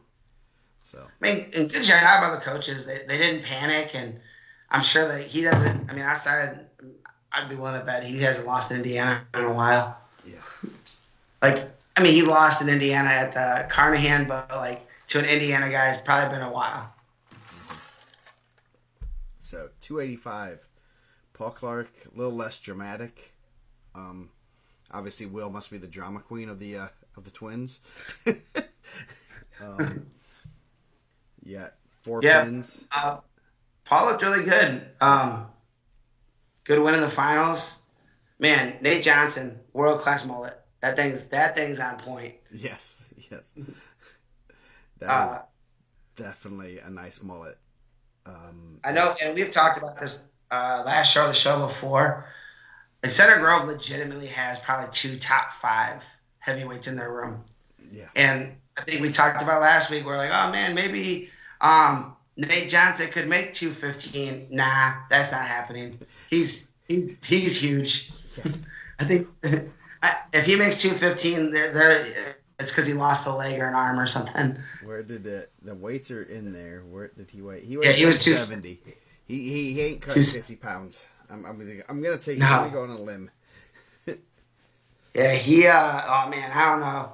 Nate Johnson's is long. It's got the right amount of like blonde and curl in it. It's pretty good. Yeah, I know he's been yours just looks like cultivating a that. normal Hobart person. Then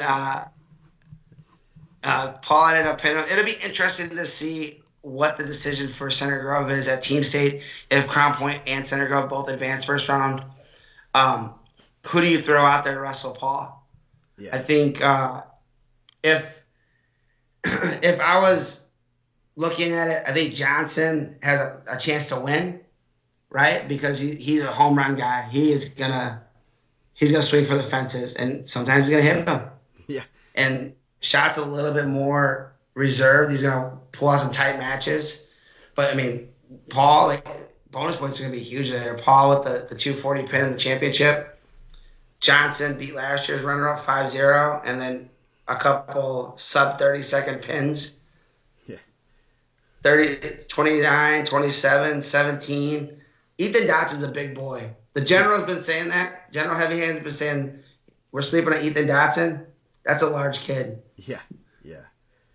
He's pretty big. And yeah, Clark over Jose Smith, 11-3 or 18-6. Sorry, majored him. Jose Smith, Joe said it, and I was like, maybe. Now he leaned out. He looked like he leaned out pretty good. Yeah, Looked a little bit more athletic. he weighed 243. So he's also a little bit of his but he still moves pretty good, did pretty well. I think what he ended up fifth, lost to Dodson in the Conti semis. Poppy does not have he doesn't quite have the mustache power this year, so I think he needs to regrow that. Yeah, he's gonna need that mustache for state run. Yeah, I mean, to make a deep state run. Luke Juris was fifth, Ridifus seventh, and then Brody Brown from Penn was eighth. So Is Moss that tall now? I didn't think Moss was that big last year.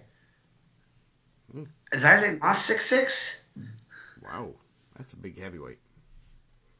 That'd be That's the kid that sat by us at state, right? yeah, Isaac Moss.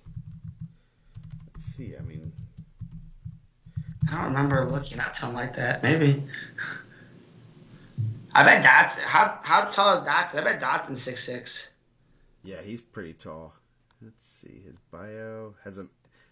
bio on Max Prep says 6'4". So he's so tall. Oh, okay, Brandon. I see you telling tall tales. So I don't know how accurate it is, but obviously he's going to be pretty tall. Let's see what's his huddle say. His huddle says 6'4", 245.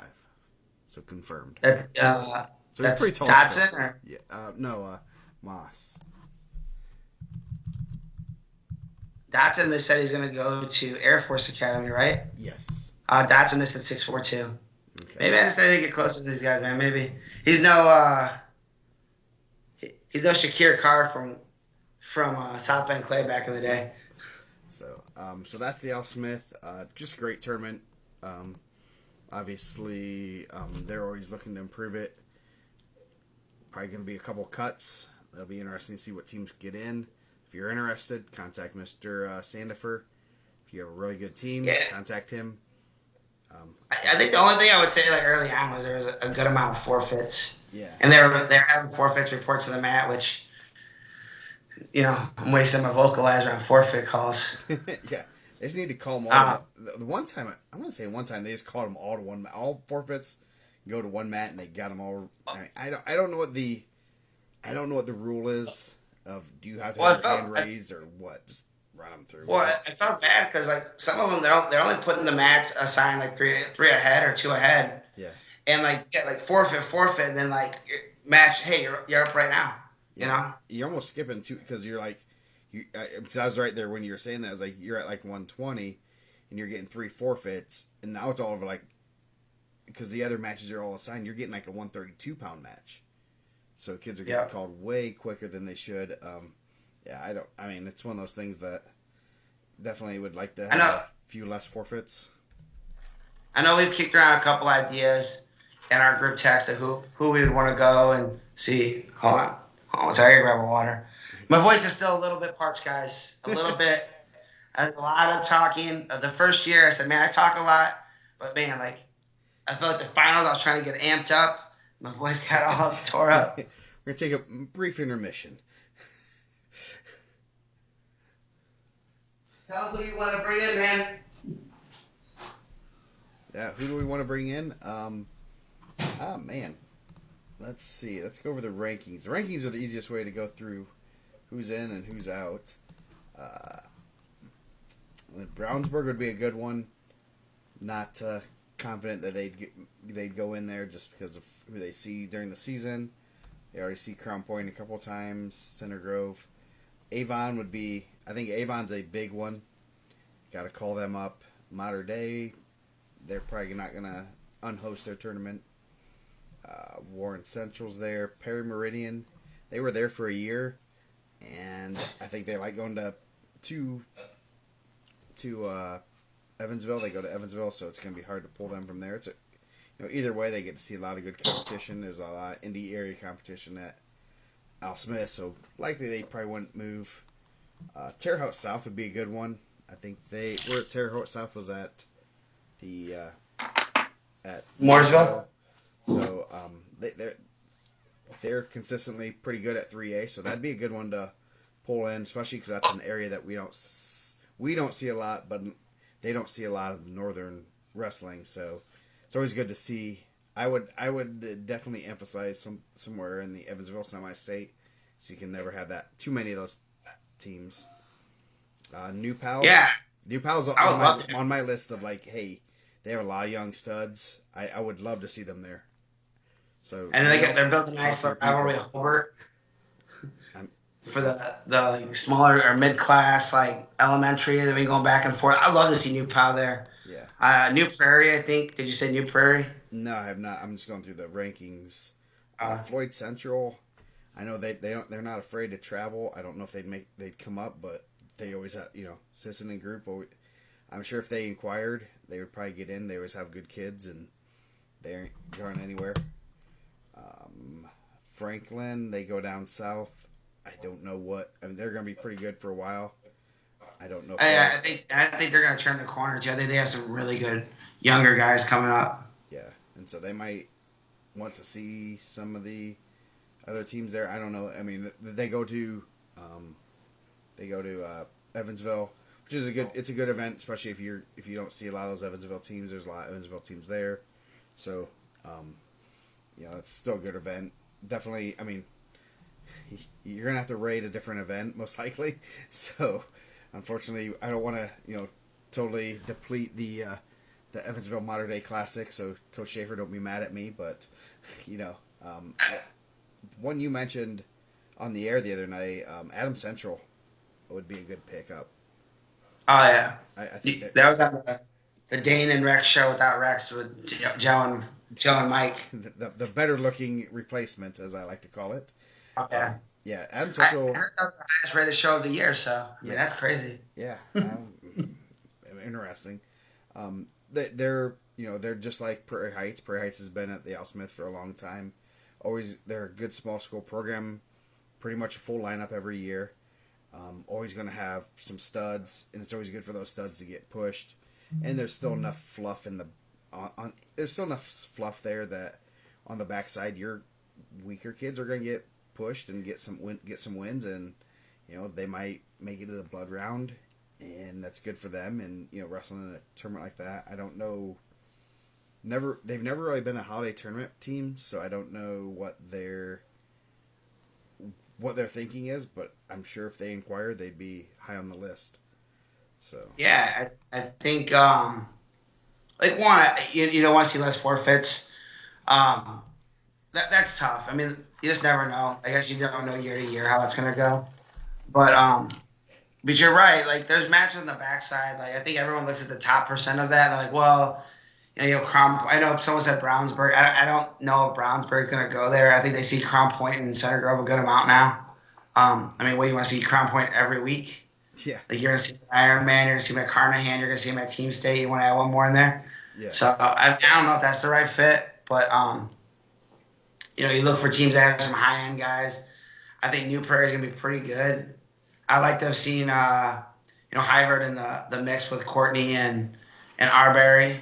hmm I think that would have been pretty exciting. I know that's kind of been the topic on the board, 144. yeah, And then I like a team like Heritage Hills, possibly, who I think has some really big, some really good big guys. Jed Goldsberry and those guys. I know they're at the Cub Classic. No disrespect, Dustin, second best announcer in the game. wow. But Daggers.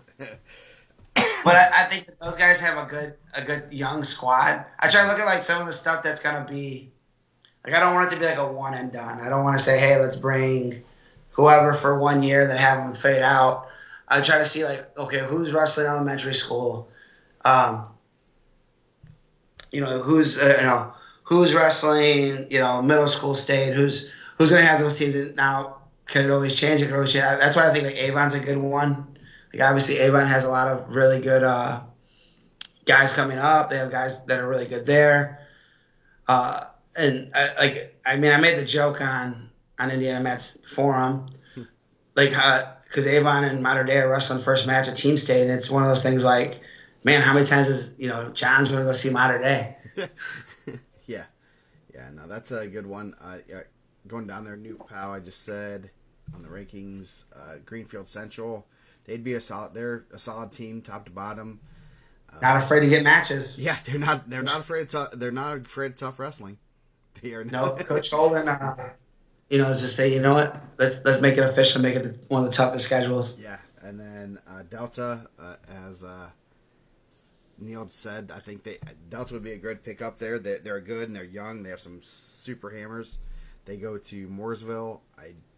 You know, if they'd be interested, I know, and I'm pretty certain, you know, their type of team. They're you know, they have the hammers. They have some good solid kids. That'd be a great pickup. You know, it's you know, it's in the coach's hands of what they want to do.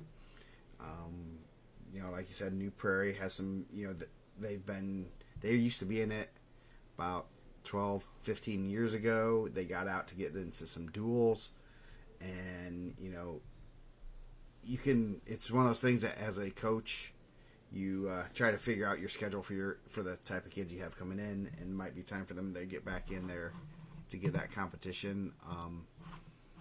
There's another team I was just gonna say just a second ago that Rochester would be a good one. They have some good young kids. I know they've been in the past, and you know, I'd love to see them there the past couple of years. You know, the kids want to go there, the parents want to go there, and you know, I talked to a lot of their parents and stuff, and like, man, that'd be great for my kid. My kid wants to wrestle here, you know. It's a prestigious event and stuff. So now that they're East Chicago, you want to kind of see. I mean, there's a good representation of East Chicago semi-state there. yeah, You know, if you're you know, Lane Horn, wouldn't you want to go see Landon Hawkins and those guys before possible semi-state? yeah, Or, you know, if you're, you know, back, wouldn't you want to see Paul Clark before the semi-state? yeah. I would. Just like Weingart did. Weingart got a taste of it. Said, "Hey, you know what? I know what I need to work on," and probably gave him. Even though he lost that match, he probably gives him a little bit of confidence if he sees him later on. So, yeah, there's a lot of teams that you can go in there and look at that if they're interested would. Joe, you can't say that, Joe, because you know what everyone's thinking right now. It's going to be a CP singlet. You guys already got a 26. Stop it.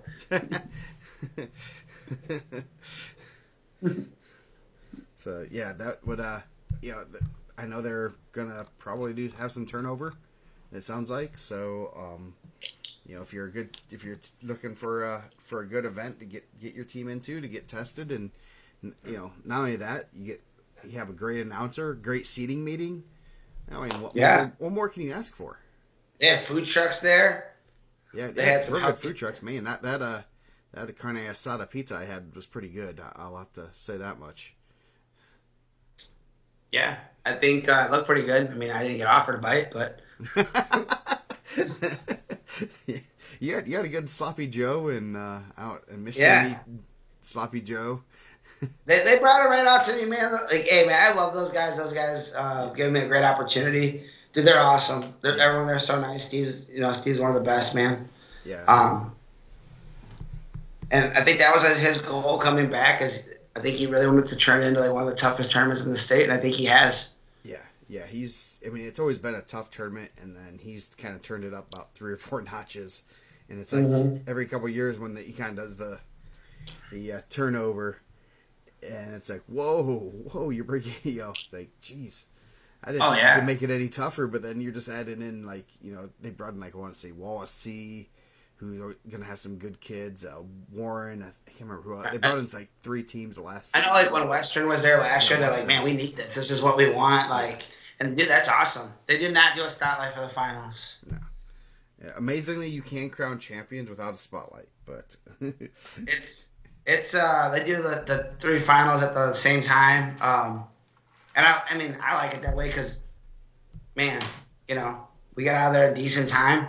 Yeah, got home for dinner and tried to fix the website that was broken. Did get it fixed, if you didn't notice. Yeah, that was painful, not feeling good, running on lack of sleep, and trying to figure out the website and got it back up. So, sorry for the issues, but as a service, we want to make sure everyone spends time with their families after a good long 2 days in the gym.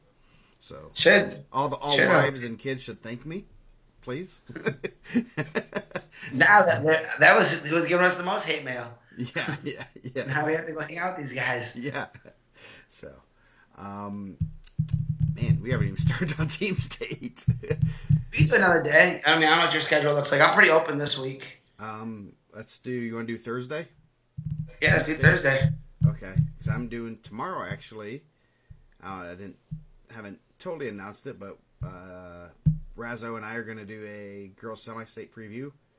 So he's going to do a lot of talking. I'm going to nod my head and say, I know that girl's really good. I don't know anything about the other girls, so we're gonna shout out to our girl Kylie Spencer, regional runner-up, going to semi-state. So she's gonna miss one of our softball tournaments to go. I got our schedule. Hey, remember I was telling you? So I'm gonna go to Mount Carmel and Crown Point in Chicago. Our first game at Finch Creek in Noblesville, 4:40 a.m. Jeez. So that's when we try to play our best softball. Nice. Yeah, I gotta figure that out. I want to go. I mean, yeah, I'll probably miss opening ceremonies at Cubs convention again, but that's gonna be a fire duel. That's hard to miss, especially I'm only gonna be. I don't even know where. I know. Let's see, where's the Cubs convention gonna be at? I know it's only a couple miles, but so I'm gonna be a lot closer. So. Let's see, Sheraton Grand, Chicago. So I'm already going to be in Chicago, so I won't be too far from from Mount Carmel. So I'll probably have to. Yeah, that's going to be. We're going back to Mount Carmel. The last time I was there, it was pretty rowdy atmosphere. Yeah, rowdy's an understatement. Carmel. It was definitely an event. I think there were some limos being taken there, some party buses. The student body showed up pretty strong. It was definitely an intense duel. Yeah, it is about 10 miles away, so just 10 miles north. Oh, so it's only an hour and 15 minutes city driving. Yeah, yes. So, I did that to my brother one time. I wanted to go to this taco place on Diner. I said, Tony, it's 8 miles away, man. 45 minutes later. And it was close. No. So, yeah. At least I'm planning on right now going. If not, I'll send you I'll drop the equipment off, and you and somebody else, Nick, and maybe your brother. I don't know. We'll figure it out. We got a week and a half to decide what I'm doing. Yeah, we'll grab someone out. We'll grab someone out the stands. Yeah. Guest commentary. Yeah. I'm sure there's going to be plenty of people there. I'm sure they could do it. So we'll figure that out next week. I'm not in any rush. This is, next few weeks. Actually, after the Cubs convention, life will settle down a little bit. Get a week off, and then sectional starts up, and Yeah, I get to play in Noblesville and Iowa back-to-back weekends, so Oh, I get to nice. go and the last time, 2 times ago during the COVID year, they had like a big wrestling tournament there. So I was like, "Oh, did you see Dan Gable was there?" I did not. Nice, nice. So, yeah, we'll go Thursday. Actually go tomorrow. So we're gonna rack up these numbers. We're gonna be up to 66 after this week, I 166. know. So, yeah, I know Al Smith. Just a great week of wrestling. Not only just Al Smith. I know that's kind of where we put a lot of our focus, but that's because we're there. And Yeah. there's a lot of great wrestling throughout the state. There's probably at least half the teams were wrestling throughout the state the last week, and some good matches and some good rankings matches. So rankings, you said, were probably fairly close. Probably They're pretty Thursday-ish. close. Yeah, I try to like let those last amount of like results kind of trickle in, so I don't want to put them out and then have to change them right away. But there's been some changes. There's been some new number ones. Yeah, we're gonna have what, 3 or 4 new. I mean, we can go over those ones. Those are, I mean, those are pretty easy to go over since they lost. I mean, head to heads, and hey, that's how it works. And that's why we have, as we said earlier, rankings are pretty fluid. Yeah, we Generous. can go to the top. I mean, Jensen Boyd SW won at 106. He didn't lose, didn't change. Revan Dickman still number one. Dickman pretty tough. I mean, Rios still number two. Yep. Those guys will probably have a nice little series. Gavin Gendris gonna be new number one at 120 pounds. I think very deserving of that. Yeah, he earned it. I mean, all these guys that are the new number ones definitely have earned it. Got Schaefer, Hockaday. Schaefer, yep, Hockaday. Then Shepard will be number one at 138. Clinton Shepard, you're number one at 138. Beat number 2, 3, and 5. Tony Wood's still gonna be in the mix. And then let's see. Reese Courtney will still be 1. Yeah, so Center Grove, Warren Centrals. First, I had to double check. Courtney, Cresia, Bo Brabender, we knew number one at 57. Had another.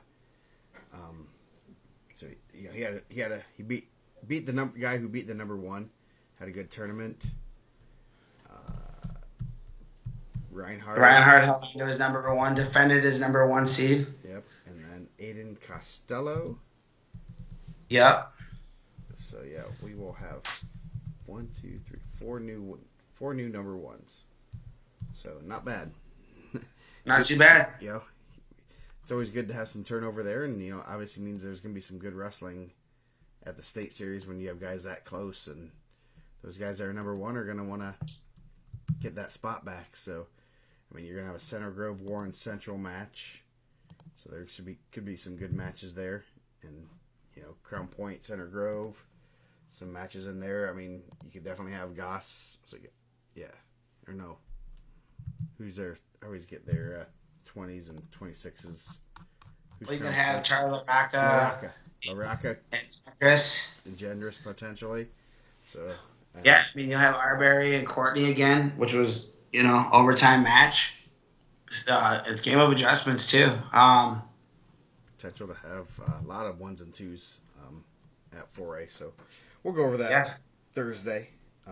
Full team state dedicated show. Too good of an event to not give a full dedication to, and and with that tournaments, the holiday tournaments, we're going to take a lot, and team state's a huge thing. I mean, you kind of go back and listen to the draw and the WZBD Haggard, Hershey, and Zelt Funeral Home presents High School Wrestling Weekly with Joe, Rex, and Dane. Yeah, I was running the graphics, I guess, is what you want to call it. We were in not Dane's basement, Rex's basement. And yeah, it was. Are you auditioning for to take over for Rex's job there? You're getting, I'm getting good at it. Man, you're getting that pretty. I was waiting too when we were on the show. I was waiting for Dane to give me the read back in. I was like, let's go, let's do it. Yeah, no, that's And always a good shout out to time. Mishawaka High School for not making me read the long read. We condensed it down. Saints, bro. Saints. Yeah, yeah, If someone was taking a shot at Calumet High School and they're reading, I'll take it because, man, I'm sweating sometimes. no, that's. I mean, I saw that. I'm like, man, that's a lot to read, and I was there. One of the best parts about Al Smith is seeing Al there, and he's just yelling at the kids, like yelling at Oh, man. the commission. He's still coaching. You can't take it out of him. He loves. Dude, he was hyped for Bo Brabender. He gets hyped for all the Mishawaka guys, the Penn guys too. Yeah. I don't think that rivalry is as heated as I thought it was. I think those guys are actually friends, except for Vargo wanting to get a fall for Czar. Yeah, yeah. So yeah, no, it's kind of cool to see. I mean, he's still. I'm pretty certain he still wanders into the wrestling room quite often, from what it looks like, and that's always cool. You can't take the coach out of a guy, and great guy, and definitely had a vision for the tournament, and it's become such a great event. And he sits up there and just yells at the wrestlers, and can't. It's pretty cool to see, and he just. Yeah. I was going to the restroom when he was walking in, like, oh yeah, he's like trying to pay to get in, and they're like, no, this tournament's named after you, dude. Yeah. He's like, no. So trying to get paid into, I'm gonna say this: if I have a tournament ever named after me, which I don't think there'll ever be, but I don't want to I walk tournament in named and I'm trying to pay, I'm probably that's not a good thing. Man, I don't want a tournament named after me because if it's like super bad, I'll be feeling terrible. Yes, I know. That's why I feel. I'm like, yeah, I'm good. We have enough tournaments named after people. We don't need any more. So Shout out to the guy, Al. Al did the national anthem again. Al Dover, He's yeah, a good singer, man. yeah, and did it through the mic backfire. That was pretty loud, and Yeah, I felt bad. I think I told him, I was like, well, I'll turn my mic off. We won't get any feedback. It'll be fine. Boy, did I lie to him. yeah, Pro. He's a pro, though. yeah. No, I was like, man, how he kept going without like hearing that, and because I was piercing, I was like, woo. So, but yeah, great tournament, and it's always fun to see the everyone there and walk around, and I got to walk around and talk to people. I did not. And my hip's feeling it now, man. I'm sore. Sitting and yelling the whole time and talking, not easy. It looks easy, guys. It's not easy. Yeah, you need to take some breaks to go walk around and hobnob. You need to get an hour break here and there. And where's Mike? I don't know. Yeah. Don't run on track. They don't need. I mean, you don't need an announcer all the time. The guy, hey, I got yelled at one time for not telling someone they're in the hole. So.